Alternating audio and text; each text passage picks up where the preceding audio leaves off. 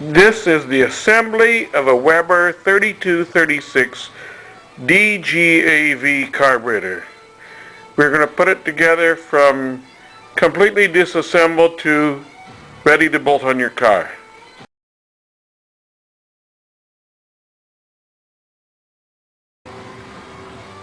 If your choke housing is taken apart, let's put it back together now.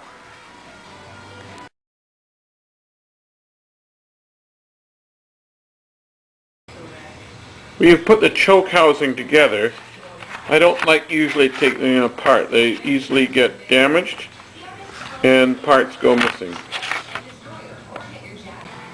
We're going to start with the throttle shaft on both primary and secondary, and with the throttle plates. Note that we're putting in the bearing kit as well.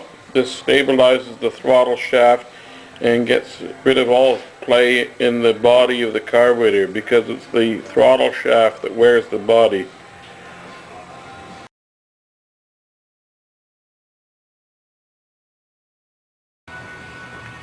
Loosely fit the throttle plate into the throttle shaft and do not tighten up the screws fully there. We're going to put the bearing in this side still. We haven't done that yet. We're going to want you to Loctite the screws in place. We have chased the threads in the throttle shaft.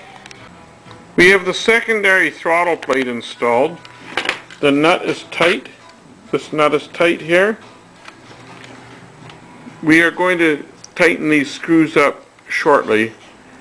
We have made sure that the throttle plate is tightly closed and the progression hole there is not exposed when the throttle plate is closed.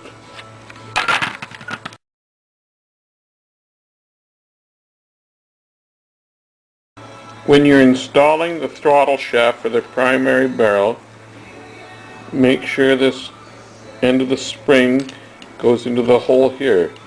Make sure it's all clean.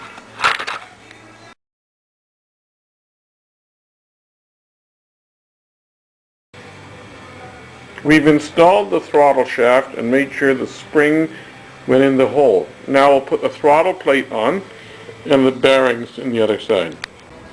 We have the linkage installed now. Everything's in place. Everything's in the proper order for all the spacers and everything. We have the nuts tightened.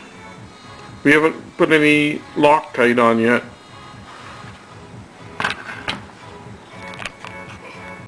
We're going to install the choke housing on the carburetor now. Make sure you have your 3 long screws and there's an O-ring to fit right in there. We're going to install the pump mechanism now. Make sure you have all your parts ready. We're going to put all the jets in now, including the idle jet on the side and the secondary idle jet over there, and all the emulsion tubes and the auxiliary Venturis and the air corrector jets and the main jets. They go in the bottom. We have all the jets and auxiliary Venturis in now. We have the idle jets in on both sides. Now we're going to work on the choke housing, and then we're going to work on the lid of the carburetor. There's more stuff to go in there. This is the lid now of the carburetor. We're going to put the power valve diaphragm and the needle valve and the float in the gasket. We have the top cover now complete. We have the needle valve in. We have a new power valve diaphragm here. We have the floats installed, the top cover gasket. We have a new internal fuel filter in here, all ready to be bolted onto the body.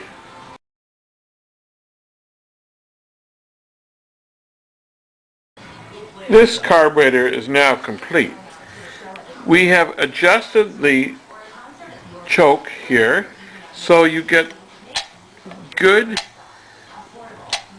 spring back on the choke flaps when the carburetor is set for the choke to be closed for when the vehicle is cold. We have this all done now. It's ready to go on your car. Weber 3236 DGAV with water choke. It can be converted to electric choke. It has the bearing kit in it, so there's no more wear in the throttle shafts.